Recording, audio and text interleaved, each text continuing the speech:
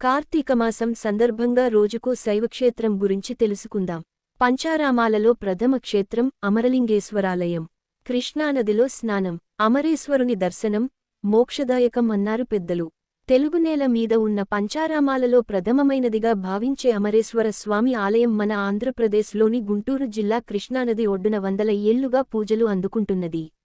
ఇక్కడ వెలసిన బాల చాముండికా సమేత అమరేశ్వర స్వామిని దర్శించి తరించటానికి భక్తజనం నిత్యం అమరావతిని సందర్శిస్తుంటారు.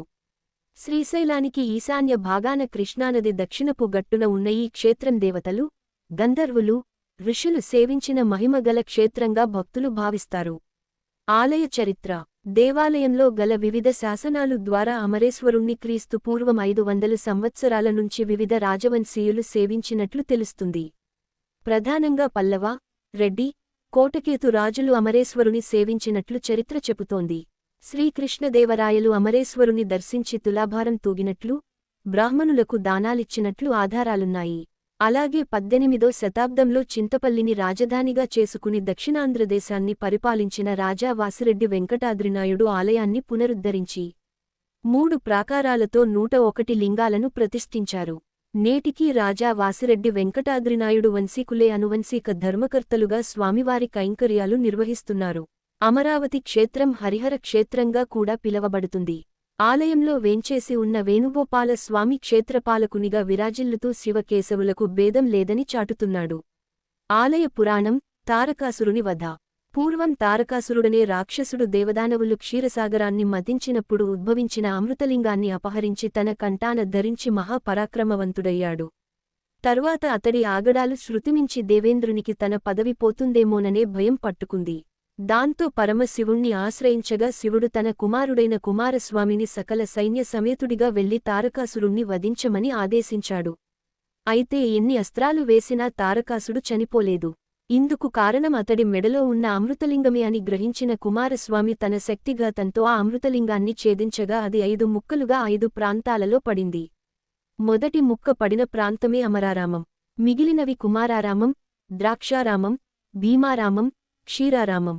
అమరారామంలో పడిన ముక్కను దేవగురువైన బృహస్పతితో కలిసి వెతుక్కుంటూ వచ్చిన దేవేంద్రుడికి అప్పటికే అది లింగాకారం ధరించి దర్శనమిచ్చింది. వెంటనే దేవేంద్రుడు దానిని ప్రతిష్ఠించగా రోజురోజుకూ తన పరిమాణాన్ని పెంచుకుంటూ పోయింది. నువ్వు ఎంత పెరిగితే నేను అంత పెద్ద గుడిని కడతాను అని దేవేంద్రుడు మొదట బీరాలు పోయినా తర్వాత పెరుగుతున్న లింగాన్ని చూసి భయపడి శరణు కోరడంతో శివుడు తన పెంపుదలను చాలించాడని కథనం. పెరుగుతున్న పరిమాణాన్ని ఆపడానికి ఇంద్రుడు లింగం నెత్తిన శీల కొట్టి మారేడు దళాలతో పూజించాడని మరో కథనం.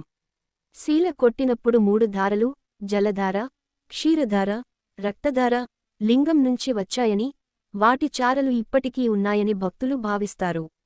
ఏకశిలా రూపంగా దాదాపు 15 అడుగుల ఎత్తున 3 అడుగుల కైవారం కలిగిన ఈ లింగం జగద్విఖ్యాతం. ఓంకారానికి ప్రతిరూపంగా స్వామివారి నుదుట 3 చిన్న గుంటలు నేటికి దర్శనమిస్తాయి. కృష్ణానది ప్రవాహం. శుక్రాచార్యులు. బృహస్పతి రాక్షస గురువు శుక్రాచార్యుడు తన గణాలతో వచ్చి భవిష్యత్తులో సహ్యాద్రి పర్వతం మీద కృష్ణవేణి అనే నది పుట్టి ఇటువైపుగా ప్రవహిస్తుంది కనుక దాని ప్రవాహానికి అమరేశ్వరుడు మునిగిపోవచ్చునేమో అనే సందేహం వెలిబుచ్చాడు.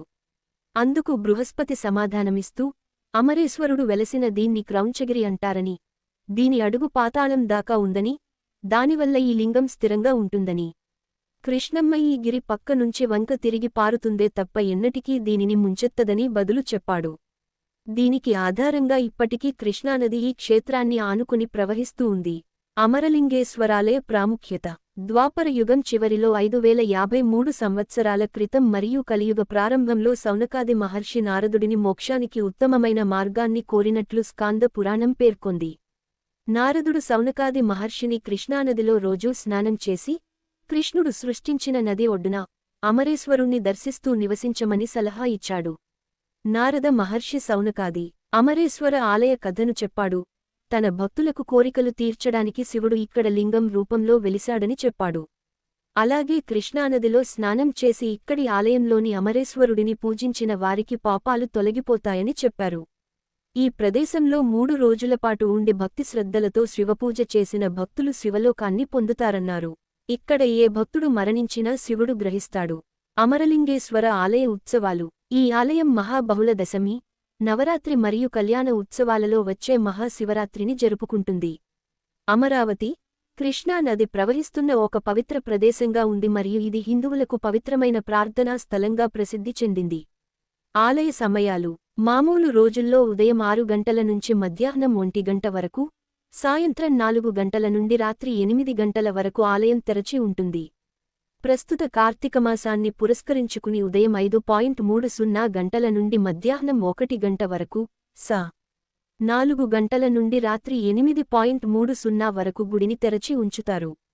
కార్తీకమాసం పౌర్ణమి, సోమవారాలలో 3 నుండి రాత్రి 10 వరకు, ఆదివారాలలో 5 గంటల నుండి రాత్రి 9 గంటల వరకు తెరిచి ఉంచుతారు. రేవు మరో పంచారామ లింగం గురించి తెలుసుకుందాము. స్వస్తి.